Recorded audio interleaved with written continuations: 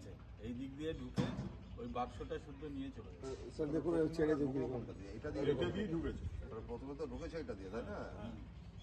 এই যে এটা ভাঙাতে এটা দিয়ে ঢোকার পরে তালাটা ভাঙেনি, তালা খুলে গেছে। তুলে নিয়ে চলে গেছে।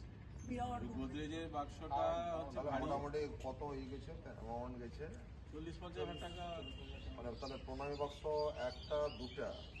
আর কি ঘটনা ঘটেছে দাদা?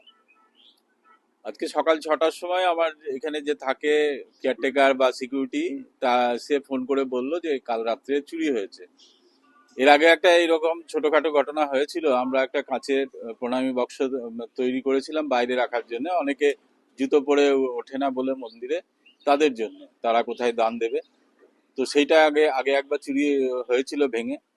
তো সেইটার পর এবারে যেটা হলো, মানে গতকাল রাত্রে যেটা হয়েছে সেটা হচ্ছে সেই কাঁচের বাক্সটা তো ভেঙেইছে, এবং আমাদের মন্দিরের যে মেন যে প্রণামী বাক্স, সেই বাক্সটা সঙ্গে করে নিয়ে চলে গেছে। এছাড়াও আরো 2-3টে প্রণামী বাক্স ভেঙেছে। মন্দিরের মেন গেটের তালা, সাইডের তালা সব ভেঙেছে।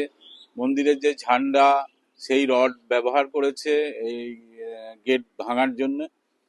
তো আমরা আপনাদের কাছে একটা রিকোয়েস্ট করব যে গোদরেজের যে তালা বাক্সটা, প্রণামী বাক্সটা ছিল, সেইটা ওরা ভাঙতে পারে নাই, ওরা নিয়ে চলে গেছে। যদি বোলপুরে বা আশেপাশে কোথাও আপনারা এটার সন্ধান পান যে ওটা খোলার চেষ্টা করছে কেউ, কাইন্ডলি আপনারা থানাতে বা আমাদেরকে যদি ইনফর্ম করেন খুব উপকৃত হব।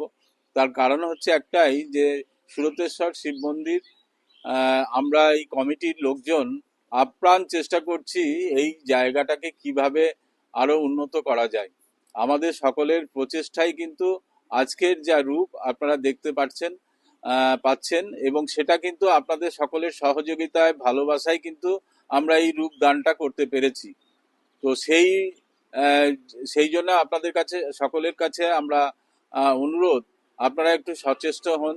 আপনারা দেখুন, আমাদের কাছে একটা ক্লু হচ্ছে সেই বাক্সটা কিন্তু ভাঙতে পারে নাই এখনো পর্যন্ত, তারা তুলে নিয়ে গেছে। একটা আশ্চর্যজনক জিনিস, সেটা হচ্ছে মন্দিরের অন্যান্য জিনিসপত্র যেমন ঠাকুরের বাসনপত্র, সেগুলো কিন্তু ওরা নেয়নি।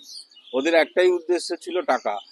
এবং যে টাকাগুলোতে শিবরাত্রি, মানে যে প্রণামী বাক্সগুলোতে শিবরাত্রি উপলক্ষে বেশি টাকা পড়েছে, সেইগুলোই কিন্তু ওরা ড্যামেজ করেছে। তো আপনারা একটু দেখবেন, আপনাদের সকলের কাছে এটাই অনুরোধ আমার। এই যে ধর্মীয় স্থানে এইভাবে যদি চুরি হয়, কি বলবেন, মানে কতটা বেদনাদায়ক? দেখুন, এটা আমাদের হিন্দু ধর্মের একটা কি বলবো লজ্জাকর জায়গা।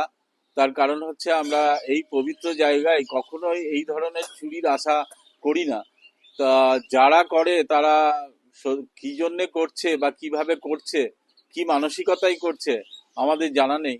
তবে ঠাকুর নিশ্চয় তাদেরকে শাস্তি দেবে, এবং আমরা আশা করি এই ঠাকুরের কাছ থেকে কেউ বেরিয়ে আসতে পারবে না, ও আমরা হয়তো ফেরত পাবো।